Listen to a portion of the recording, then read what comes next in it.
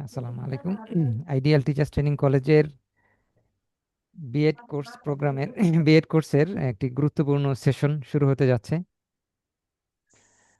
সক্রিয় শিখন শেখানো দক্ষতা ও কৌশল এই মডিউলের আমরা লেসন প্ল্যান নিয়ে আলোচনা করছিলাম এবং লেসন প্ল্যান এটা কিভাবে করতে হয়, কিভাবে ডেলিভারি দিতে হয়, কিভাবে প্রয়োগ করতে হয়, এর খুঁটিনাটি বিষয়গুলো নিয়ে ধারাবাহিক আলোচনা চলছিল। ইতিপূর্বে আরো 4টি ক্লাস আমরা করেছি। আজকের ক্লাসটি হচ্ছে পঞ্চম ক্লাস। কাজেই যারা আগের 4টি সেশন উপস্থিত ছিলেন তাদের জন্য আজকের সেশনটি খুবই গুরুত্বপূর্ণ এবং উম, আগের কয়েকটি সেশন যদি আপনারা মিস করে থাকেন তাহলে আমি রিকোয়েস্ট করব সেগুলো যখন আপনারা দেখে আসেন সেগুলো দেখে নেবেন। তো চলুন শুরু করা যাক। শুরুতে আমি আপনাদেরকে অতি পরিচিত একটি উপকরণ দেখাচ্ছি, খুবই পরিচিত এবং এটা আমরা প্রতিদিন ব্যবহার করি। এমন কোনো জায়গা নেই, যে বাসা নেই যেখানে এটা পাওয়া যায় না। এই জিনিসটার নাম কি? চামচ বা স্পুন। আচ্ছা, এর যেমন বিভিন্ন রকম শেপ হয় এবং এটার বিভিন্ন সাইজ, এত বৈচিত্র্যের কারণ কি?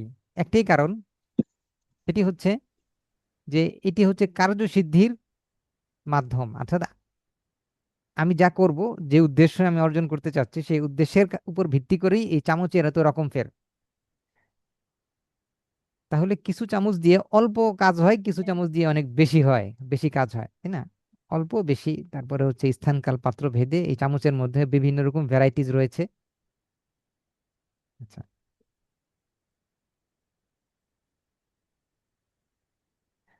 তো একটা ছোট গল্প বলি আমরা। গল্পটা হচ্ছে শিখন শেখানো পদ্ধতি ও কৌশল প্রয়োগ করে যদি কোনো শিক্ষক শ্রেণী কার্যক্রম পরিচালনা করতে চান তাহলে তার শিখন ফল সহ পাঠ পরিকল্পনা তৈরি করতে হবে। আমরা এই ব্লু কালারের শব্দগুলো একটু খেয়াল করি। হুম, আচ্ছা, যদি কোনো দ্বিতীয় লাইন হচ্ছে, যদি কোনো শিক্ষক একটি লেসন বা পাঠের শিক্ষণফল তৈরি করতে চান তাহলে তার ব্লুমস ট্যাক্সোনমি সম্পর্কে জানতে হবে। আচ্ছা, তাহলে প্রথম সেন্টেন্সে আমরা কি বললাম? যে যদি কোনো শিক্ষক শ্রেণী কার্যক্রম ভালোভাবে পরিচালনা করতে চান তাহলে শিক্ষণফল এবং পাঠ পরিকল্পনা লাগবে, এটা আমরা প্রথমে বললাম। আচ্ছা, এরপরে লেসন প্ল্যান, লেসন বা পাঠের শিক্ষণফল তৈরি করতে চান তাহলে তার ব্লুমস ট্যাক্সোনমি জানতে হবে, তাই না? আচ্ছা, এরপরে কি হচ্ছে যে শিক্ষণফল অর্জন করতে হলে আমাকে উপকরণ দিয়ে পাঠদান করতে হবে। শিক্ষণফল অর্জন করতে হলে আমাকে উপকরণ দিয়েই পাঠদান করতে হবে। আচ্ছা, আমরা আগের স্লাইডে যা দেখলাম যে আমাদের বাসাবাড়ির যে রান্নাঘর থাকে, কিচেন থাকে, কিচেনে এই উপকরণটি লাগেই। এখন এই উপকরণ যেমন কিচেনের একটা অবিচ্ছেদ্য অংশ, অনুরূপভাবে আমরা দেখতে পাচ্ছি যে শিক্ষণফল অর্জন করতে হলে, একদম তৃতীয় সেন্টেন্সে দেখতে পাচ্ছি, শিক্ষণফল অর্জন করতে হলে আমাকে উপকরণ লাগবেই। উপকরণ ছাড়া আমরা আমাদের লক্ষ্যে পৌঁছতে পারবো না। রান্নাঘরে বা কিচেনে আমাদের লক্ষ্যে পৌঁছতে পারবো না যেমন চামচ ছাড়া, তেমনি শ্রেণীকক্ষে উপকরণ ছাড়া আমরা পৌঁছতে পারবো না। আচ্ছা, তাহলে আমরা কি দেখতে পাচ্ছি প্রথম থেকে শেষ পর্যন্ত যদি আমরা একটু দেখি, যে আমরা একটু শূন্যস্থান পূরণ করি। কেউ একজন মাইক্রোফোন অন করে, মিউট করে, আনমিউট করে একটু বলেন তো দেখি, শূন্যস্থানে এখানে কি হবে, এখানে কি হবে, এখানে কি হবে? জাস্ট আগে স্লাইডে যা ছিল এটাই সেটা কে বলতে পারবেন? এক, এখানে কি হবে? অবলম্বন। অবশ্যই। আচ্ছা, শিক্ষণ শেখানো পদ্ধতি ও কৌশল অবলম্বন করে যদি কোনো শিক্ষক শ্রেণী কার্যক্রম, আচ্ছা, পরিচালনা করতে চান তাহলে তার শিকন ফল সহ পাঠ পরিকল্পনা কার্যকর না করা হয়, পরিচালনা করতে হবে। আচ্ছা আচ্ছা, তাহলে আমরা আবার আগের স্লাইডে যাই। এবার একটু আমরা সবাই পড়ে নেই।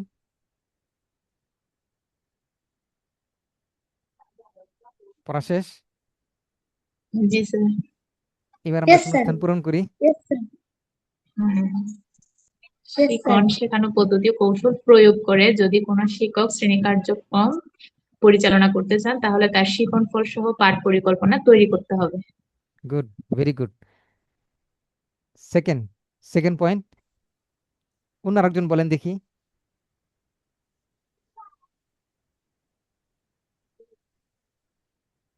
যদি কোনো শিক্ষক, কেউ একজন বলেন।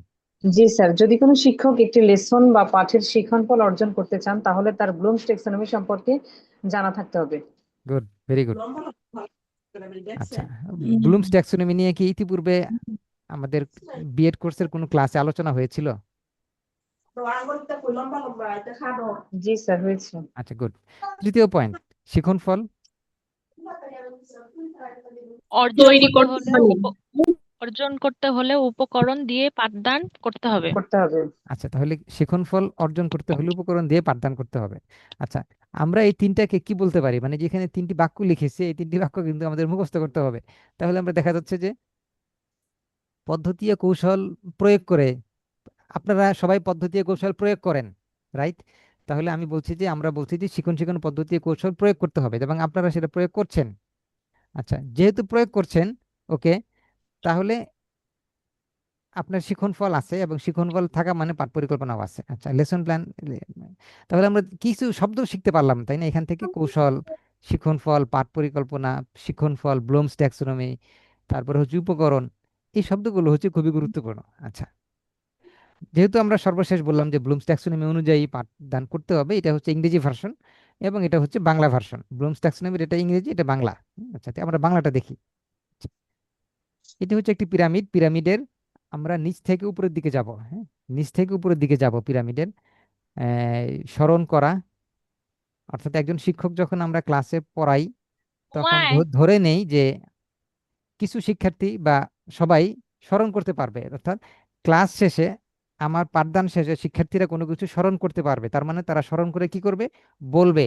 স্মরণ করে কি করবে, এই যে ডান দিকের এই সব শব্দগুলো দেখেন, এই ডান দিকের এই ভার্বগুলো বা ক্রিয়াপদগুলো দেখুন, সংজ্ঞা দিতে পারবে, তালিকা তৈরি করতে পারবে, মুখস্থ পড়া দিতে পারবে, শোনাতে পারবে, পুনরাবৃত্তি করতে পারবে, উল্লেখ করতে পারবে। আচ্ছা, তাহলে স্মরণ করার ফলাফলটা হচ্ছে এগুলো। তাহলে একজন শিক্ষক হিসেবে আমরা যখন ক্লাসে প্রবেশ করি তখন আমরা চিন্তা করি যে শিক্ষার্থীরা আজকে ক্লাসে সেটা করতে পারবে। তাহলে এখন স্মরণ করানোর মধ্যেই কি আমি সীমাবদ্ধ রাখবো শিক্ষার্থীদেরকে, নাকি আরো কাজ দেব তাদেরকে, কি আমি বোঝাবো এবং তারা যেন ধারণা বা বিষয় ব্যাখ্যা করতে পারে, সেটা আমার লক্ষ্য থাকবে কিনা? যদি বলেন যে না, আজকে শিক্ষার্থীদেরকে আমরা আরো কিছু এম্পাওয়ার করব, তাদেরকে আরো শেখাবো যেন তারা বিষয়টা ব্যাখ্যা করতে পারে, তাহলে বোঝা গেল যে শিক্ষক হিসেবে আমরা দ্বিতীয় ধাপে চলে গিয়েছি। তারা বুঝতে পেরেছে, তারা আলোচনা বা ব্যাখ্যা করতে পারে, শনাক্ত করতে পারে, খুঁজে খুঁজে বের করতে পারে, চিহ্নিত করতে পারে। আচ্ছা, এখন পূর্ব পরিকল্পনা ছাড়া শিক্ষার্থীরা কি আপনা আপনি এগুলো অর্জন করতে পারবে? নিশ্চয়ই পারবে না। জি স্যার। শিক্ষককেই পরিকল্পনা নিয়ে ক্লাসে প্রবেশ করতে হবে এবং সেই কার্যক্রম পরিচালনা করতে হবে। এখন আমি যদি আপনাদেরকে বলি যে গত সপ্তাহে বা আজকে সোমবার আপনি যে ক্লাসটি পরিচালনা করেছেন, যে ক্লাসে পাঠদান করেছেন, সেটা কোন স্তরে নিয়েছিলেন? আপনি কি প্রয়োগ স্তরে ছিলেন, নাকি বিশ্লেষণ স্তরে ছিলেন, নাকি মূল্যায়ন, নাকি সৃষ্টি, কোন স্তরে আপনি ক্লাস নিয়েছেন? যদি বলেন যে আমি মূল্যায়ন স্তরে ক্লাস নিয়েছি, সাপোজ বললেন যে আপনি মূল্যায়ন স্তরে ক্লাস নিয়েছেন, তাহলে আপনার শিক্ষণফল কি মূল্যায়ন করা, যুক্তি দেওয়া, পক্ষ নেওয়া, বিচার, নির্বাচন, সমর্থন, সমালোচনা, ওজন করা। এই ওজন করা ওই ওজন না, মানে এটা হচ্ছে আপনার জাস্ট ইংরেজি একটা ভার্ব আছে ওয়ে, অর্থাৎ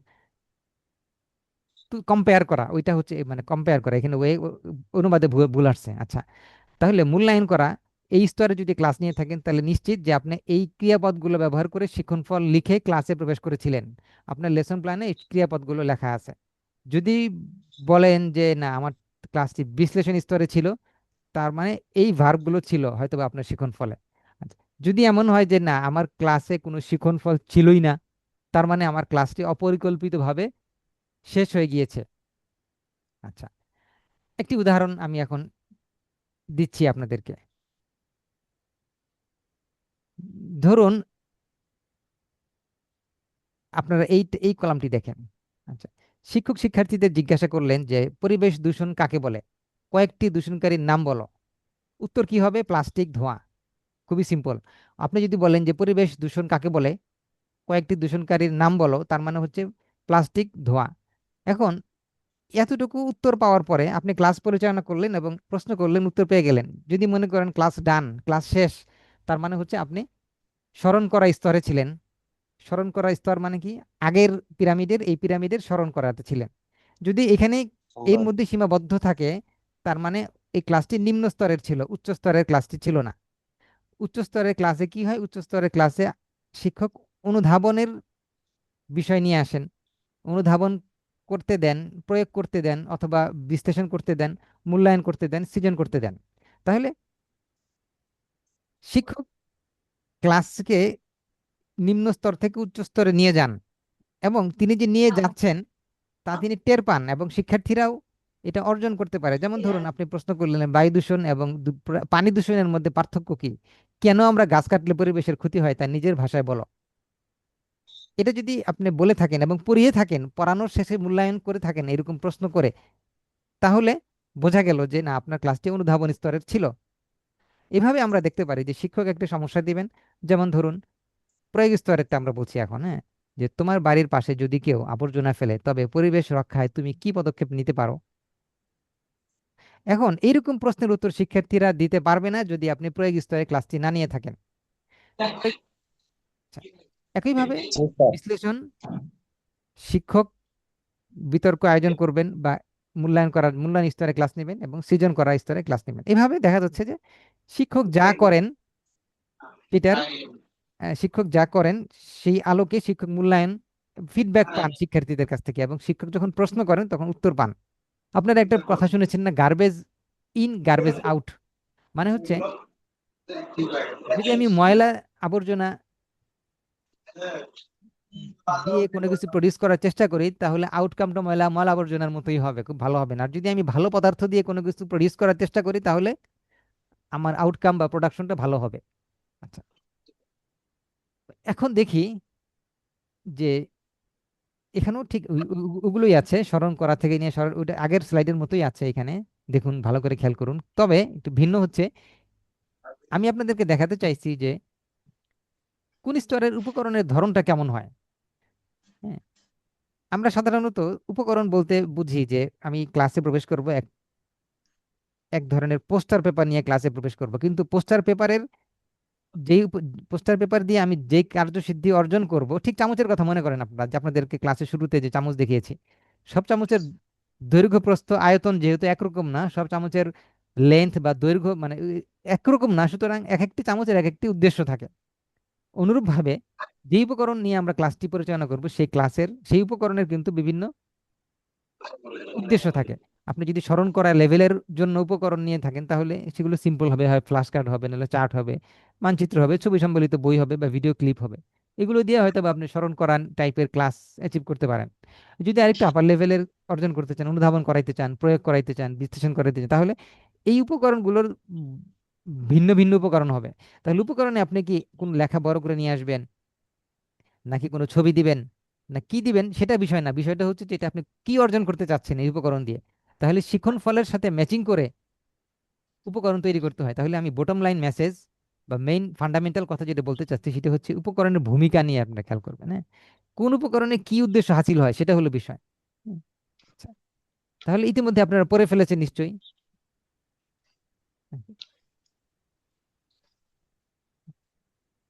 এটা একটা প্র্যাকটিস করার বিষয়, এবং আমরা যখন পাঠদান অনুশীলন করতে শুরু করব, তখন আপনাদেরকে এটি হাতে কলমে দেখানো হবে। আপাতত একটু মনে রাখেন যে উপকরণের ভূমিকা আছে।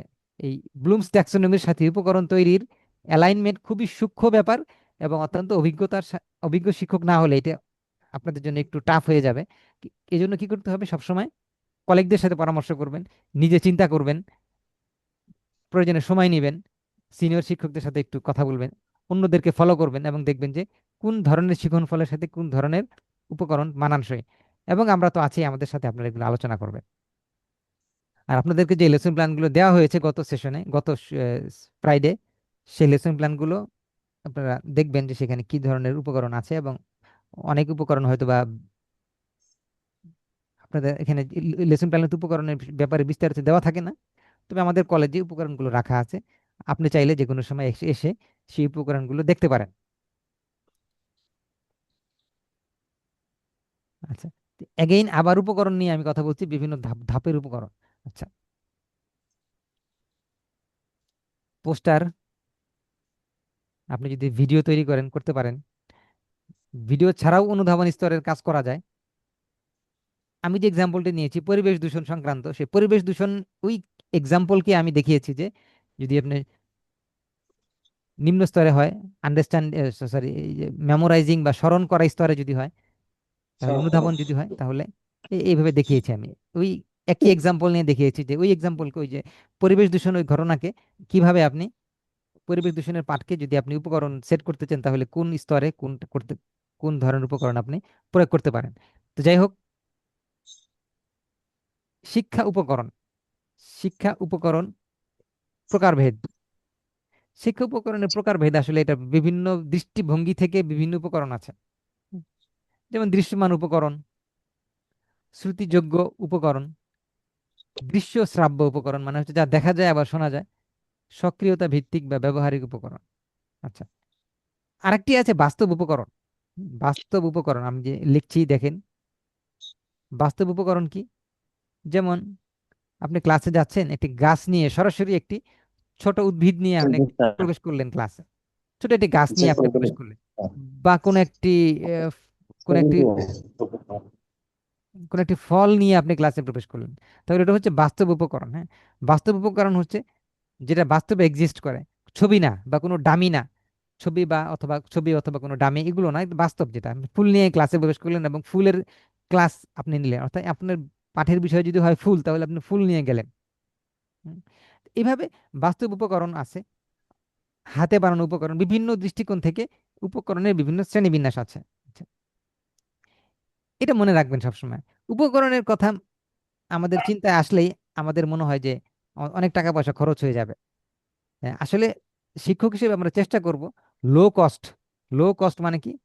স্বল্প মূল্যে, যদি ভালো হয় নো কস্ট, কোনো খরচ ছাড়াই যদি তৈরি করা যায় তাহলে সেটা সবচাইতে ভালো। কারণ আমরা চেষ্টা করব লো কস্ট এবং নো কস্ট ম্যাটেরিয়ালস ব্যবহার করার জন্য।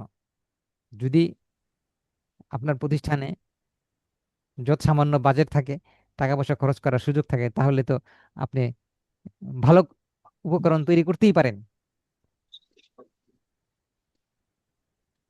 এখন আপনাকে বুঝতে হবে যে লো কস্টের উপকরণ কিভাবে তৈরি করব। লো কস্ট বলতে কি? চারপাশে থাকা স্বল্প মূল্যের যে জিনিসগুলো আছে, পরিত্যক্ত জিনিস।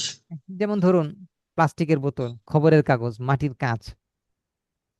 আরেকটা জিনিস হতে পারে যে আমাদের যে বার্ষিক ক্যালেন্ডার আছে, আমাদের প্রত্যেকের বাসা বাড়িতে ক্যালেন্ডারের পিছনে একটি বড় সাদা অংশ আমরা পেয়ে থাকি, সেটা দিয়ে আপনি সুন্দর করে একটা পোস্টার তৈরি করতে পারেন।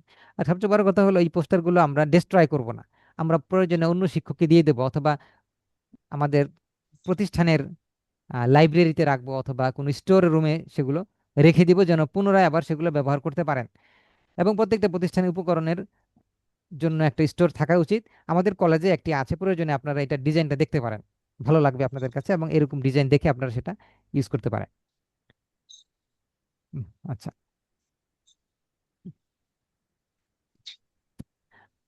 আপনারা যে ব্লুমস ট্যাক্সোনমি, বেঞ্জামিন ব্লুমসের নাম আপনারা শুনেছেন, ব্লুমসের সঙ্গে অ্যান্ডারসন, ক্যাথরল এদের নামও জড়িত। তারাও এই যে একটা শ্রেণীবিন্যাস করেছেন, এই শ্রেণীবিন্যাস নিয়ে তারাও কাজ করেছেন, এবং তারা বলেছেন যে factual knowledge, conceptual knowledge, procedural knowledge এবং মেটাকগনিটিভ নলেজ বা জ্ঞান। তাহলে তারা চার প্রকার জ্ঞানের কথা বলেছেন, এটাকে জ্ঞান তত্ত্ব বলতে পারেন আপনি। তাহলে বেঞ্জামিন ব্লুমের শিষ্য অ্যান্ডারসন এবং ক্র্যাথল, তারা চারটি জ্ঞানের সন্ধান করেছেন এবং আমাদেরকে জানিয়েছেন যে জ্ঞানকে চার ভাগে ভাগ করা যায়। আচ্ছা, আচ্ছা, এই চার ভাগের সাথে ইতিপূর্বে ছয়টা স্তরের যে ট্যাক্সোনমি দেখিয়েছি, ওই ছয়ের সাথে চারের কি সম্পর্ক সেটা আমরা দেখবো। তাহলে আগে কয়টা ছিল? ছয়টা ছিল। হ্যাঁ, আগে ছিল ছয়টি, এখন হচ্ছে চারটি। আচ্ছা, এই যে আপনাদের মনে করার জন্য দিলাম, স্মরণটা কি? রিমেম্বারিং। আচ্ছা, এখান থেকে ছয়টি আমরা ছিল, বললাম বিশ্লেষণ। এই ছয়ের সাথে এই চার। দেখেন, বলা হচ্ছে ফ্যাকচুয়াল নলেজ। আচ্ছা, ধরুন আমি একটা কথা বলি, আমরা 40 মিনিট কি করি? ক্লাস পাঠ উপস্থাপন করি, 50 মিনিট পাঠ উপস্থাপন করি, না 50 মিনিট বা 40 মিনিটের একটি ক্লাস আমরা পরিচালনা করে থাকি। আচ্ছা, এখন 40 মিনিটের মধ্যে ধরুন আপনি 25 মিনিটস, 25 মিনিট পাঠ উপস্থাপনে ব্যয় করেছেন। প্রথমে কিছু পাঠ ঘোষণা করেছেন, পাঠ উপস্থাপন করেছেন, দলীয় কাজ করেছেন, এরপরে মূল্যায়ন করেছেন, বাড়ির কাজ দিয়েছেন, বিভিন্ন রকম আপনি তো কাজ করেন। তার মধ্যে নিশ্চয়ই এমন একটি সময় থাকে যেই সময় আপনি পাঠ উপস্থাপন করেন, তাদেরকে জ্ঞান দেন, প্রদান করেন, জ্ঞান উপস্থাপন করেন, জ্ঞান দেন। ওই যে 25 মিনিট, 15 মিনিট বা 20 মিনিট যেটাই হয়, আপনি খেয়াল করবেন যে অ্যাকচুয়ালি আপনি কোন স্তরের জ্ঞান তাদেরকে দিয়েছেন, শিক্ষার্থীদেরকে কোন স্তরের জ্ঞান দিয়েছেন, ফ্যাকচুয়াল নাকি কনসেপচুয়াল নাকি প্রসিডিউরাল নাকি মেটাকগনিটিভ। এই যে 6 স্তরের সাথে 4 স্তরের একটি অ্যালাইনমেন্ট বা একটি সামঞ্জস্য দেখানো হচ্ছে এখানে। হ্যাঁ, আচ্ছা, দেখুন স্মরণ করা স্তরের কাজ কেন হচ্ছে lower order, lower order thinking, LOT কেন? এটা এই জন্য যে এখানে শুধুমাত্র ফ্যাকচুয়াল নলেজ দেওয়া হয়। ফ্যাকচুয়াল নলেজ কি, যেমন ধরুন বাংলাদেশের রাজধানী ঢাকা, এটা একটা ফ্যাক্ট, একটা ইনফরমেশন। আচ্ছা, এখন আমি যদি মুখস্থ করাই যে ওখানে কতগুলো জেলা, বাংলাদেশে কতগুলো জেলা আছে, পৃথিবীতে কতগুলো দেশ আছে, তারপরে হচ্ছে কতগুলো মহাদেশ আছে, এরকম অনেক রকম ইনফরমেশন আমি দিতে পারি সারা। এখন ক্লাস শেষে বের হওয়ার পরে মূল্যায়ন করে দেখলাম যে আসলে আমি স্মরণ করা স্তরে, হ্যাঁ, রিমেম্বারিং স্তরে ক্লাস নিয়েছি, অর্থাৎ আমি ফ্যাকচুয়াল নলেজ দিয়েছি। ফ্যাকচুয়াল নলেজ দিয়ে যদি আমি ক্লাস সমাপ্ত করি, তার মানে হচ্ছে আমি খুব বেশি কিছু আসলে উপহার দিতে পারলাম না শিক্ষার্থীদেরকে, আরো অনেক বাকি আছে। Conceptual knowledge, procedural knowledge, metacognitive knowledge. প্রশ্ন করতে পারেন যে আমি কি এক ক্লাসে সবগুলো দেওয়ার চেষ্টা করব? না, সব ক্লাসে সবগুলো দিতে না পারলেও অধিকাংশগুলো দেওয়ার চেষ্টা করব। যদি আজকে না পারি, হয়তো বা অনেক সময় লিঙ্কিং ক্লাস নিতে হয়, গতকালকের সাথে আজকের ক্লাসের লিঙ্ক থাকতে হয়। যদি এরকম সুযোগ পাই, তাহলে আমি কি করব, গতকালকের ক্লাসের সাথে আজকের ক্লাস লিঙ্ক করে আরেকটু আপার লেভেলে নিয়ে যাব শিক্ষার্থীদেরকে, ওই একই টপিক হতে পারে। তাহলে আমি দেখতে পাচ্ছি যে শিক্ষক হিসাবে আমাদেরকে আসলে অনেক সচেতনতার সাথে শেখাতে হবে, জ্ঞান দান করতে হবে, যেন আমি খুব হালকা পাতলা এবং খুবই নিম্ন স্তরের একটি ক্লাস পরিচালনা করে আমি যেন শ্রেণীকক্ষ ত্যাগ করে না যাই, বরং ক্লাসকে আরো সুন্দরভাবে আমাকে এগিয়ে নিয়ে যেতে হবে। তাহলে সুন্দরভাবে ক্লাস এগিয়ে নিয়ে যাওয়া মানে কি? মানে হচ্ছে হায়ার অর্ডার থিঙ্কিং লেভেলে আমাকে ক্লাস পরিচালনা করতে হবে। হায়ার অর্ডার থিঙ্কিং মানে কি? উচ্চ স্যার মাত্রাকে। একটা প্রশ্ন ছিল। যে একটু যদি লিখে রাখেন তাহলে ক্লাস শেষে আপনি বলতে পারবেন, জি স্যার। ভালো হয়। আচ্ছা, আচ্ছা, তাহলে মোট কথা হচ্ছে যে আমাদের ক্লাসে আমরা খুব ভালোভাবে ক্লাস নেব। ভালোভাবে ক্লাস নেওয়ার অর্থ কি? ভালোভাবে ক্লাস নেওয়ার অর্থ হচ্ছে পিরামিডের উপরের দিকে যাওয়া, হায়ার অর্ডারে নিয়ে যাওয়া শিক্ষার্থীদেরকে। এর অর্থ কি? এর অর্থ হচ্ছে কনসেপচুয়াল নলেজ যদি আপনি দিতে পারেন ভালো, প্রসিডিউরাল নলেজ দিতে পারলে আরো ভালো, মেটাকগনিটিভ নলেজ দিতে পারলে আরো ভালো। এখন হুট করে আমরা একদম উপরের তলায় চলে যাব না।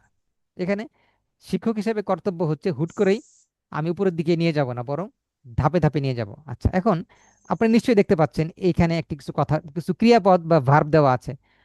আজকের ক্লাসে আপনারা যেই ক্লাসটি নিয়েছেন তার শিখন ফলে কি ছিল, আপনারাই বলতে পারবেন আজকের ক্লাসে আপনাদের শিখন ফল কি ছিল। অর্থাৎ আপনারা আপনাদের বিদ্যালয়ে ষষ্ঠ থেকে দশম শ্রেণী পর্যন্ত যে যে এখানে ক্লাস নিয়েছেন, আপনাদের শিখন ফল কি ছিল একটু আপনারা মনে করার চেষ্টা করেন।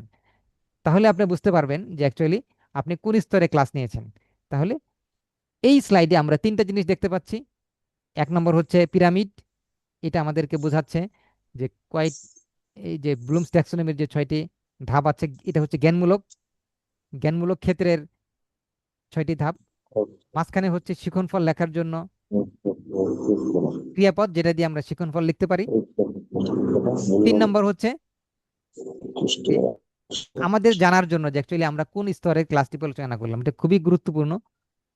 যারা আপনারা আগে থেকে জানতেন তাদের হয়তো বা এটা কাজে আসবে না, কারণ আপনারা ইতিমধ্যেই জানেন। আর যদি আজকে জেনে থাকেন তাহলে এটাকে আমরা ভালোভাবে ধারণ করার চেষ্টা করব এবং সেই অনুযায়ী ক্লাস নেওয়ার চেষ্টা করব। এটা আমাদের পেশাগত দক্ষতার অন্যতম। আচ্ছা, আপনারা কেউ একজন বোর্ডে লিখে ফেলছেন। আচ্ছা,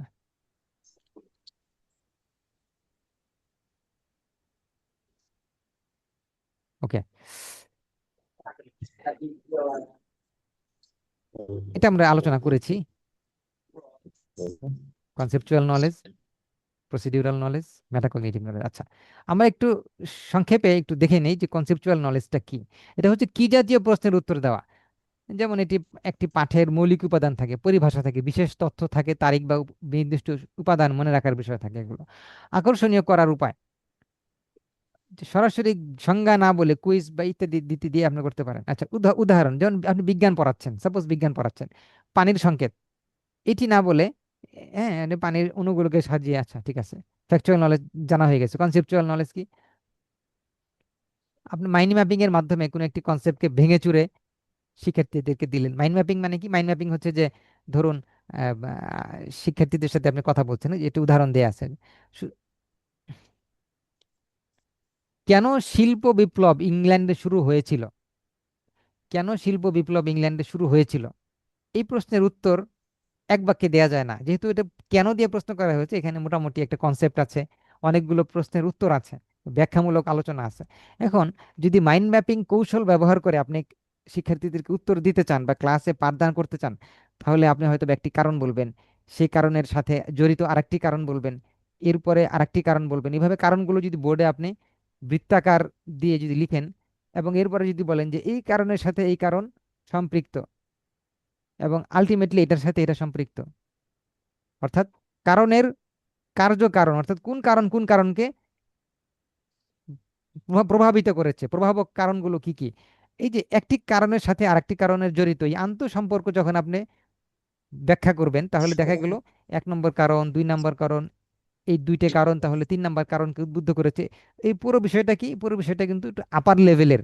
আপনি জাস্ট 10টি কারণ না বলে যদি আপনি কারণগুলোকে গুছিয়ে স্তর বিন্যাস করেন, যে এটি হচ্ছে নিচের কারণ, এটি হচ্ছে উপরের কারণ, এইভাবে ইয়েটাকে মাইন্ড ম্যাপিং বলা হয়। আচ্ছা, তাহলে এর মাধ্যমে যদি আপনি কোনো কিছু, সাপোজ আমি এই মাইন্ড ম্যাপিং এর মাধ্যমেই যে আপনাকে কনসেপচুয়াল নলেজ দিতে হবে বিষয়টা এরকম না। একটা এক্সাম্পল, একটা কৌশল, এটা কৌশলের কথা বললাম, আপনি ব্যাখ্যা করতে পারেন, বিভিন্নভাবে করতে পারেন, কিন্তু যেটাই করেন মনে রাখতে হবে আমাদেরকে লার্নার সেন্টার, অর্থাৎ শিক্ষার্থী কেন্দ্রিক কৌশলগুলো আমাকে প্রয়োগ করতে হবে।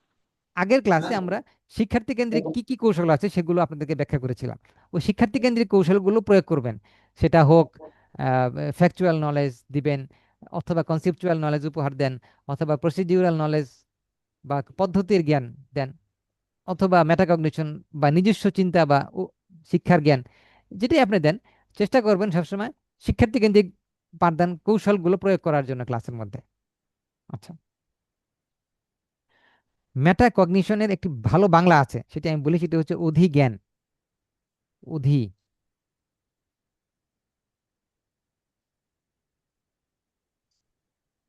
আচ্ছা, অধিজ্ঞান। আচ্ছা, কগনিশন মানে কি? কগনিশন মানে হচ্ছে চিন্তা, অর্থাৎ কেউ যখন জ্ঞানমূলক কাজ করে ওটাকে বলে কগনিটিভ টাস্ক। যদি সেটা মেটা কগনিটিভ হয় তার মানে হচ্ছে অধিজ্ঞান, তার মানে হচ্ছে জ্ঞানের জ্ঞান, আমি কি জানি এবং কি জানি না, এই দুইয়ের জ্ঞান যখন আমার মধ্যে চলে আসবে তখন হচ্ছে মেটা কগনিশন হলো। আচ্ছা, তাহলে এটা হচ্ছে অনেক উচ্চ স্তরের জ্ঞান। এই উচ্চ স্তরের জ্ঞান মানে কি? এটা হচ্ছে একদম পিরামিডের ব্লুমস ট্যাক্সোনমির কগনিটিভ যে 6টি ধাপের একদম উচ্চ স্তরেরটা হচ্ছে এই অধিজ্ঞান বা মেটাকগনিটিভ, যেটাকে আমরা বলি হায়ার অর্ডার থিঙ্কিং বা উচ্চমাত্রার চিন্তন দক্ষতা। পাঠ পরিকল্পনার সমন্বিত শিক্ষণফল। সমন্বিত শিক্ষণফল মানে কি?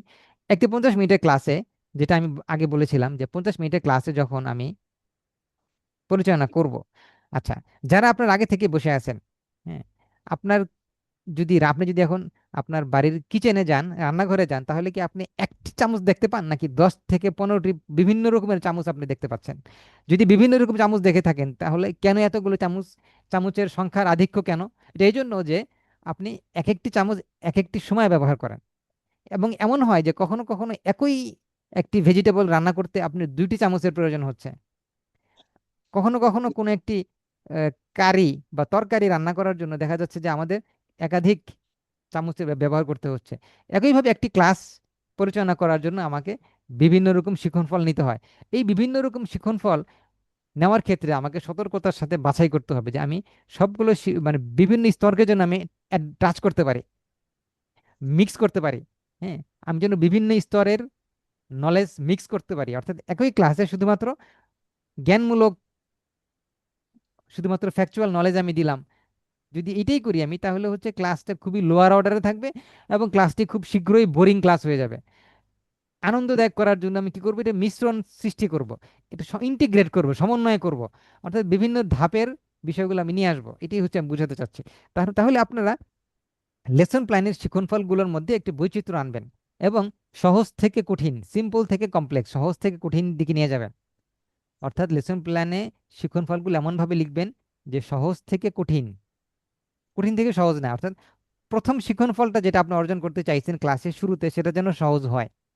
যেমন বাংলাদেশের রাজধানী কি? ঢাকা। কোথায়? বাংলাদেশের মধ্যভাগে অবস্থিত। এবং সকল অন্যান্য দেশের রাজধানী কিন্তু একটি প্রাণকেন্দ্রে থাকে, দেশের প্রাণকেন্দ্রে থাকে, অর্থাৎ যেটা সুরক্ষিত জায়গায় সাধারণত রাজধানীগুলো থাকে। আচ্ছা, ভালো। রাজধানীর উন্নয়ন নিয়ে আপনি এরপরে ব্যাখ্যা করলেন। তাহলে প্রথমে রাজধানীর অবয়ব আপনি বললেন, এরপরে হচ্ছে উন্নয়ন নিয়ে বললেন, এরপরে হচ্ছে উন্নয়ন কিভাবে করা যায়, কেন আমরা উন্নত জায়গায় বসবাস করব এবং কেন আমরা দেশকে উন্নত করবো। আস্তে আস্তে আপনি উপরের দিকে গেলেন, আমরা দেশকে উন্নত করার জন্য কি করতে পারি, আমাদের করণীয় কি। আস্তে আস্তে আপনি সিম্পল থেকে কমপ্লেক্সের দিকে গেলেন, সহজ থেকে কঠিনের দিকে গেলেন। আচ্ছা, পাঠ পরিকল্পনার সমন্বিত শিক্ষণফল। আচ্ছা, এতক্ষণ আমরা যা যা বললাম এর বটম লাইন মেসেজটা কি, মোদ্দা কথা কি, যে ভিন্ন ভিন্ন শিক্ষণফল অর্জন করার জন্য ভিন্ন ভিন্ন উপকরণ ব্যবহার করতে হয়, এটা আপনাদের মাথায় রাখতে হবে। তাহলে উপকরণের যে প্রয়োজন হয় সেটা আমরা মাথায় রাখবো, যে উপকরণ লাগবে আমার শিক্ষণফল অর্জন করার জন্য, এবং শিক্ষণফলের বৈচিত্র্য আসা মানে উপকরণের বৈচিত্র্য আসা। শিক্ষণফল এবং উপকরণ ভাই ভাই, হ্যাঁ, হ্যাঁ, অর্থাৎ বলে না যে হাতে হাত ধরে চলে। হ্যাঁ, হাতে হাত ধরে চলছে, শিক্ষণফল এবং উপকরণ হাতে হাত ধরে চলে এবং একে অন্যকে প্রভাবিত করে। তাহলে আমরা শিক্ষণফলের বিষয়টা আজকে দেখলাম, উপকরণের বিষয় নিয়ে দেখলাম, উপকরণের মধ্যে ভিন্নতা আছে শিক্ষণফলের ভিন্নতার কারণে। এই বিষয়গুলো আপনারা লেসন প্ল্যানের মধ্যে সমন্বয় করবেন। তো ধন্যবাদ সবাইকে মনোযোগ দিয়ে শোনার জন্য। আহ, আশা করি আপনারা এটা দেখেছেন এবং আপনাদের আহ, প্রশ্নগুলো একটু বলেন প্লিজ। স্যার, তার পিডিএফটা যদি সাথে সাথে দিয়ে দেন ক্লাস শেষে, তাহলে একটু আবার করে নিতে পারবো সাথে সাথে আর কি, ভালো আচ্ছা, হতো। দেওয়া যাবে, জি বলেন, এরপরে কি দেওয়া যাবে। আসসালামু আলাইকুম স্যার, আমি একটু কোয়েশ্চেন জানতে চাচ্ছিলাম যে সিমুলেশন সফটওয়্যার জিনিসটা একটু বিশ্লেষণ করলে ভালো। সিমুলেশন সফটওয়্যার প্রশ্নটা এই বুঝতে পারিনি, জিনিসটা, আবার বলেন। স্যার সিমুলেশন সফটওয়্যার জিনিসটা কি, মানে সিমুলেশন সফটওয়্যার ও আচ্ছা আচ্ছা, আমি সিমুলেশন সফটওয়্যার। আচ্ছা আচ্ছা, সিমুলেশন সফটওয়্যার। আচ্ছা, আপনারা কি মেডিকেলের বিভিন্ন এডুকেশনাল ভিডিও দেখেছেন? মেডিকেলের এডুকেশনাল ভিডিও, যে জি স্যার। যদি আমরা চামড়া কাটি তাহলে ব্লিডিং হচ্ছে, হ্যাঁ, চামড়া কাটলে ব্লিডিং হয়। যদি আমরা ধরুন 2 ইঞ্চি চামড়া, 3 সেন্টিমিটার চামড়া কাটি তাহলে কতটুকু রক্ত বের হবে। এটা কি আমরা চামড়া কেটে বের করে দেখবো নাকি সিমুলেশন করব? অর্থাৎ কৃত্রিম ভাবে আমরা সফটওয়্যার দিয়ে দেখব যে মেডিকেলের সফটওয়্যার আছে, সাপোজ যে চামড়া যদি 3 সেন্টিমিটার হয় কাটে, আর একজন ব্যক্তির উচ্চতা, দৈর্ঘ্য, প্রস্থ, ওজন যদি এতটুকু হয়, তাহলে তার রক্তপাত এত এত মিলিমিটার, এত মিলিলিটার রক্তপাত হবে। হুম, এই যে বিষয়টা মেডিকেলের ধরেন আমি ক্লাস নিব, এখন আমি সরাসরি বাস্তবে চামড়া কেটে দেখানোর প্রয়োজন নাই, ওটা সফটওয়্যার দিয়ে সিমুলেশন করে দেখানো যাবে। তাহলে সিমুলেশন শব্দের অর্থ হচ্ছে অনুমান করে। কৃত্রিম কোনো কিছু, মানে বাস্তবতার জ্ঞানকে আমরা কৃত্রিম সফটওয়্যার দিয়ে বের করা, যে এই এটা সিমুলেশন বলে। আচ্ছা, এখন আমাদের বিএডে কিন্তু আমরা সিমুলেশন করি। বিএডে আমরা সিমুলেশন করি কিভাবে? যেমন ধরুন ছদ্ম শিখন বলতে একটা কথা আছে, হ্যাঁ, ছদ্ম শিখন। আচ্ছা, জি স্যার। স্যার বিচক্ষণতা। ছদ্ম ছদ্ম শিক্ষণ, ছদ্ম শিক্ষণ দেখতে পাচ্ছেন? আমি ওয়ার্ডে লিখেছি জি স্যার, দেখতে পাচ্ছি। জি। শিক্ষণ। Simulation teaching. আচ্ছা, জি স্যার। এর মানে কি? এর মানে হচ্ছে আমরা ছদ্ম এখানে কতজন শিক্ষণ। কতজন শিক্ষা প্রশিক্ষণার্থী আছি, আজকে আমাদের সেশনে কতজন প্রশিক্ষণার্থী আছি আমরা? এখানে ধরুন আমরা 47 জন আছি। এখন আমি বললাম যে কানিজ ফাতেমা, আপনি একটা সিমুলেশন ক্লাস নেন, বীজগণিতের উপরে আপনি একটি সিমুলেশন ক্লাস নেন। তাহলে আপনি কিভাবে ক্লাস নেবেন? এখন তো রাত্র 9টা 40 বাজে, জি স্যার। আমাদের এখানে সবাই আমরা টিচার। এখন আপনি সিমুলেশন ক্লাস নেবেন, আপনি এবার ক্লাস নেওয়া শুরু করলেন। আপনি এবার তুমি সম্বোধন করে বললেন যে সুপ্রিয় শিক্ষার্থীরা, আমি এখন তোমাদের বীজগণিত শিখাবো, তোমরা সবাই বই খুলো, আসো আমরা এটা করি, তো সেটা সেটা করি। আপনি বীজগণিতের ক্লাস নিলেন, তুমি সম্বোধন করলেন, আপনি বললেন যে আমাদেরকে নাম ধরে ধরে আপনি আমাদেরকে পড়ালেন, বীজগণিত পড়ালেন। এখন আমরা তো ছাত্র না, আমরা অভিনয় করবো সবাই আপনার সঙ্গে সঙ্গে, এবং আপনি আমাদেরকে পড়াবেন, বীজগণিত পড়াবেন। এই যে একটা ছদ্ম শিক্ষণ হলো, এটাকে সিমুলেশন টিচিং বলে। জি স্যার, এখন বুঝতে পারছি। জি স্যার, বুঝতে পেরেছি স্যার। আচ্ছা, ধন্যবাদ। তো আজকের ক্লাসে স্যার, নতুন কোনো পয়েন্ট ছিল যা আপনার বাস্তব জীবনে কোনো কাজে আসবে? জি স্যার, ওই যে আপনি স্যার, আমি যে স্যার পথকরণীয়, তারপর হচ্ছে প্রয়োগ, তারপর স্যার হচ্ছে ব্লুমস বিশ্লেষণ। টেক্সোনমি আজকে একটু ভালো করে বুঝলাম, আগের ক্লাসে আসলে অত ভালো বুঝিনি। না, এটা তো হ্যাঁ, ধন্যবাদ। আপনি আগের সবগুলো কি ক্লাসে স্যার মনোযোগী 6টা ছিলেন, করে এই কি ক্লাসে প্রয়োগ করতে মনোযোগী হবে আছেন। ক্লাসে? হ্যাঁ, আপনি যে খুব মনোযোগ দিয়ে স্যার, দেখেছেন তা বোঝা স্যার যাচ্ছে। এই ক্লাসে অনেক কিছু আছে শিখার যা আমাদের জানা ছিল না আগে। আচ্ছা, এই ক্লাসটি আপনারা কিছুটা বুঝতে পেরেছেন, মানে এই ক্লাসটা কাজে কাজে আসছে কারণ আপনার আগের 4টি ভিডিও দেখেছেন বা আগের 4টি ক্লাস আপনারা করেছেন। যদি আগের 4টি ক্লাস না করতেন তাহলে পঞ্চম ক্লাসে এসে হয়তো বা কঠিন হতো। আমি যেটা বলছি যে ক্লাস ক্রমান্বয়ে কমপ্লেক্স হচ্ছে, লেসন প্ল্যান কিন্তু অনেক কমপ্লেক্স বিষয় এবং পুরোটাই একটা সায়েন্স। কাজেই এই সায়েন্সটা বুঝতে হলে আপনাকে আগেরগুলো হ্যাঁ একটু প্রয়োজনে একটু দেখবেন এবং হচ্ছে ভিডিওর স্পিড বাড়াই দিবেন, 2x-এ দেখবেন। 2x-এ দেখবেন, অর্থাৎ স্পিড বাড়িয়ে দিয়ে দেখবেন। আচ্ছা, যাই হোক, আমার এখন কাজ হচ্ছে আপনাদের কথা শোনা। আপনারা একটু বলেন, আমি আপনাদেরকে বলি, মানে শুনি, আপনাদের প্রশ্নগুলো একটু শুনি প্লিজ। আমি একবার তো কারো কোনো কথা আছে কিনা একটু বলেন, না থাকলে তো নাই, আর থাকলে ভালো।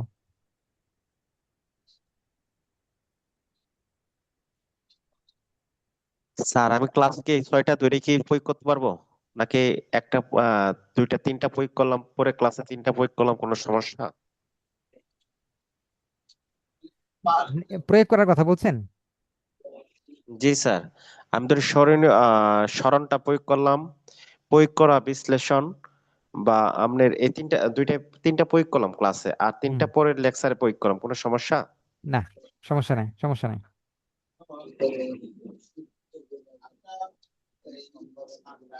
আমি একটু আপনাদের অ্যাটেন্ডেন্স গুলো স্ক্রিনশটটা এটাই নিয়ে জানা ছিল নিচ্ছি। স্যার। আসসালামু আলাইকুম স্যার। অ্যাটেন্ডেন্স নিয়ে নিচ্ছি, আপনাদের অ্যাটেন্ডেন্স নিয়ে আমি ক্লাসের সমাপ্তি করব। আহ, তাহলে আপনাদের কাছে একটা অনুরোধ যে আপনারা ক্লাস যখন নিবেন তখন সবসময় চেষ্টা করবেন সহজ দিয়ে শুরু করবেন, বাট আস্তে আস্তে ক্লাসকে উচ্চ মাত্রায় নিয়ে যাবেন। জি স্যার।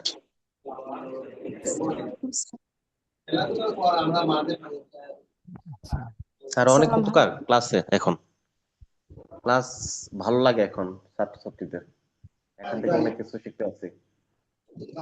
আর কার কোনো মন্তব্য, পরামর্শ? স্যার, জি স্যার, আমার একটা সাজেশন দরকার ছিল। বলেন। হ্যাঁ স্যার, আমি আমি যখন সায়েন্সের সাবজেক্ট নেই, সায়েন্সের ক্লাস কিংবা বিজিএসটি, তখন আমি সবসময় ট্রাই করি যে কিছু অ্যাটলিস্ট কিছু না যেতে পারলে আমি বাস্তব উদাহরণ দিয়ে কিংবা বোর্ডে মানে ছবি এঁকে ওরা ওই সময় ধরেন 2 মিনিট 4 মিনিট 5 মিনিট ওদের ওই কনসেন্ট্রেশনটা থাকে, তারপরে ওরা আবার ডিস্ট্রাক্ট হয়ে যায়। তো ওই সময় অ্যাকচুয়ালি কি করা দরকার, ওইটা একটু সাজেশন ছিল স্যার, যেটা আমি প্রতিদিনই ফেস করতেছি। কৌশল প্রয়োগ করতে হবে, কৌশল চেঞ্জ করতে হবে। আচ্ছা, তাহলে প্রথমত হচ্ছে আপনি কৌশল চেঞ্জ করবেন, দ্বিতীয়ত হচ্ছে রিইনফোর্সমেন্ট থাকতে হবে। রিইনফোর্সমেন্ট, এই শব্দটা বোধহয় আগে বলেছিলাম কিনা জানি না। রিইনফোর্সমেন্টের বাংলা হচ্ছে বলবর্ধক। হ্যাঁ, দেখেন আপনারা স্ক্রিনে দেখেন, আমি টাইপ করছি বলবর্ধক। রিওয়ার্ড এবং পানিশমেন্ট, রিওয়ার্ড এবং পানিশমেন্টই হচ্ছে রিইনফোর্সমেন্ট। কাকে কখন কিভাবে আপনি এই বলবর্ধক প্রয়োগ করে ইয়ে করবেন সেটা একটা বিষয়। আর ভাইগোটস্কির ইয়ে স্যার, পড়েছেন আপনারা কালকে, স্যার, গতকালকে বলবর্ধক ভাইগোটস্কির, জিনিসটা কি? ভাইগোটস্কির সামাজিক গঠনবাদ আপনারা পড়েছেন এবং সেখানে আপনারা জেডপিডি দেখেছেন, তাই না? জেডপিডি দেখেছেন, সরি আমি বাংলা জি দিকে, স্যার। জেডপিডি অর্থাৎ জোন অফ প্রক্সিমাল ডেভেলপমেন্ট আপনারা দেখেছেন। এক জোন থেকে আরেক জোনে আপনি নিবেন কিভাবে? স্ক্যাফোল্ডিং করে আপনার শিক্ষার্থীদেরকে এক জোন থেকে আরেকজনকে নিবেন। স্ক্যাফোল্ডিং মানে কি? স্ক্যাফোল্ডিং এর বাংলা অর্থ যেটা, সেটা হলো যে ঘোড়ায় যখন একজন যাত্রী বসে তখন চাবুক দিয়ে ঘোড়াকে এগিয়ে নিয়ে যায়। শিক্ষার্থীদেরকে তো আমরা চাবুক মারি না, শিক্ষার্থীদেরকে আমরা কি করি, বিভিন্ন কিছু দেখিয়ে, এক্সাম্পল দেখিয়ে বা বলবর্ধক দিয়ে বা রিইনফোর্সমেন্ট দিয়ে শিক্ষার্থীদেরকে আমরা এক জোন থেকে আরেকজনে নিয়ে যাই। যদি শিক্ষার্থীরা চাঞ্চল্য প্রকাশ করে ক্লাসের মধ্যে, সমস্যা নাই যদি আপনি তাদেরকে জেডপিডি একটা থেকে আরেকটা নিতে পারেন। অর্থাৎ আমার টার্গেট তো এটা না যে শিক্ষার্থীদেরকে আমি দমন করব, বরং আমার টার্গেট থাকবে শিক্ষার্থীদের মধ্যে প্রাণ চাঞ্চল্য বজায় রেখে তাদেরকে আমি শেখাবো। ওইটা অর্জন করার জন্য আমি রিইনফোর্সমেন্ট দিব এবং মানে পজিটিভ রিওয়ার্ড, নেগেটিভ পানিশমেন্ট, হ্যাঁ পজিটিভ মানে রিওয়ার্ড এন্ড পানিশমেন্টটা সঠিকভাবে আমরা প্রয়োগ করব। প্রয়োজনে তাদেরকে এখানে আরো কথা আছে, ওই যে অ্যাটেনশন এবং হচ্ছে অ্যাটেনশনটা আপনার অ্যাটেনশন কিভাবে করতে হয়, যে কোনো ভাবে অ্যাটেনশন করা যায় এবং সেটা ক্ষণস্থায়ী। আর সবচেয়ে বড় কথা হলো আপনি ইন্টারেস্ট ইন্টারেস্ট ইন্টারেস্ট হলো স্থায়ী আর অ্যাটেনশন হলো অস্থায়ী। অ্যাটেনশনটা স্বল্পকালীন, ইন্টারেস্টটা হচ্ছে দীর্ঘকালীন। ইন্টারেস্টের বাংলা মনে আছে আমাদের? জি আগ্রহী স্যার, স্যার। আগ্রহ। গুড, আগ্রহ। আগ্রহ। ইন্টারেস্ট হচ্ছে আগ্রহ, অ্যাটেনশন হচ্ছে মনোযোগ, মনোযোগ অস্থায়ী, তাহলে দেখুন একজন কৌশলী শিক্ষক বা অভিজ্ঞ শিক্ষকের কত কিছু মনে রাখতে হয়, reinforcement, ZPD, scaffolding, attention, interest. হ্যাঁ, এই সব কিছুর সমন্বয়ে হচ্ছে একজন ভালো শিক্ষক, তিনি কখন কিভাবে কোনটা প্রয়োগ করেন। আর এই সবটাই কিন্তু আপনি বই পড়ে শিখতে পারবেন না, আপনাকে চর্চা করতে হবে। চর্চা করবেন কোথায়? সিমুলেশন করবেন। হ্যাঁ, এই যে সিমুলেশন করে করে আপনি নিজেকে দক্ষ করে তুলবেন। সিমুলেশন কোথায় করবেন? এই বিএড-এর একটা অবিচ্ছেদ্য অংশ হচ্ছে সিমুলেশন। সিমুলেশন করানোর জন্যই আপনাদেরকে পাঠ পরিকল্পনা নিয়ে আমি ধারাবাহিকভাবে আলোচনা করতেছি। তাহলে আপনাদের নেক্সট টার্গেটটা কি? সিমুলেশন টিচিং এর জন্য প্রস্তুত হতে হবে আপনাদেরকে। আশা করি বুঝতে পেরেছেন। জি স্যার। অনেক ধন্যবাদ। আসসালামু আলাইকুম স্যার। জি, ওয়ালাইকুম আসসালাম। স্যার, আমি কিছু কথা বলতে চাচ্ছিলাম। বলেন। স্যার, আমি নিজেও একজন সায়েন্স টিচার। আমি সায়েন্সের সাবজেক্টগুলো নিয়ে থাকি। তো ম্যাম যে প্রশ্নটা করেছে, আমিও প্রথম প্রথম এই অভিজ্ঞতাগুলো ফেস করেছি। তারপরে ধীরে ধীরে আমি কি করেছিলাম, যেরকম আমাদের পদার্থ রসায়ন পড়াতে গিয়ে পদার্থে আমি যখন ভার্নিয়ার স্কেল, স্লাইড ক্যালিপার্স এগুলো পড়াচ্ছি, তখন প্রথম প্রথম বাচ্চাদের মনোযোগ একদমই থাকতো না। তো আমি কি করেছি, একটা ভিডিও ডাউনলোড করেছি এই স্লাইড ক্যালিপার্স অথবা ভার্নিয়ার স্কেল নিয়ে। এটা করার পরে আমি যখন ক্লাসে এটা ওদের দেখিয়েছি, ওরা দেখার পরে পরে বলেছে যে ম্যাডাম, এটা তো আমরা বানাচ্ছি। ঠিক আছে, তাহলে তোমরা বানাও। এটা ওরা নিজেরা কাগজ দিয়ে বানিয়েছে। হুম। বানানোর পরে একটা আগ্রহ তৈরি হয়েছে। আমি বলেছি ঠিক আছে, এখন তোমরা পরিমাপ নাও, যে কোনো কিছু, ছোট কিছুর পরিমাপ নাও। মানে এইভাবে আমি ওদের মনোযোগটা বৃদ্ধি করেছি আর কি। তো স্যার, এটা কি কোনো পজিটিভ হয়েছিল? হ্যাঁ, পদ্ধতি আপনার এটা সঠিক। আপনার যে প্রসিডিউর বললেন সেটা ঠিক আছে, প্রসিডিউরটা ঠিক আছে। এবং স্যার, এতে এতে ওরা অনেক মনোযোগ দেয়। এখন ওদের কাছে মানে সায়েন্সের সাবজেক্ট গুলো অনেক প্রিয় হয়ে গিয়েছে। এখন ওরা খুব যদি আগ্রহ নিয়ে। সায়েন্সের সাবজেক্ট যদি ওদের কাছে আকর্ষণীয় হয়, ক্রমান্বয়ে আকর্ষণীয় হয়, তার মানে হচ্ছে তাদের ইন্টারেস্ট বৃদ্ধি পাচ্ছে, আগ্রহ বৃদ্ধি পাচ্ছে। বুঝতে পারছেন? তাহলে তাদের আগ্রহ বৃদ্ধি পাচ্ছে পাচ্ছে বলেই প্রমাণিত হলো। জি, ভালো। জি এটা স্যার। আপনাকে ধন্যবাদ, একটা নতুন ভাবে ব্যাখ্যা করার জন্য ধন্যবাদ। জি, আশা করি এটা জি স্যার, আপনাদের কাজে ধন্যবাদ। আসবে যারা শুনলেন আপনারা। আসসালামু আলাইকুম স্যার। ওয়ালাইকুম একটু সালাম। কথা বলার ছিল স্যার। জি জি, প্লিজ বলেন। স্যার, আমি ওয়াসকরণী বলছিলাম। হ্যাঁ, ভাস্করণী, জি। স্যার, যদিও ক্লাসের প্রাসঙ্গিক না, তবে আমার মনে হয় জানাটা সবার জন্য জরুরি। আমরা যারা স্যার ডিস্টেন্স লার্নিং করছি, দূর থেকে অনলাইনে জয়েন করছি, রেগুলার ফিজিক্যালি আসতে পারছি না। তো স্যার, বিশেষ করে যেগুলো কাজ ক্লাস সংক্রান্ত, যেমন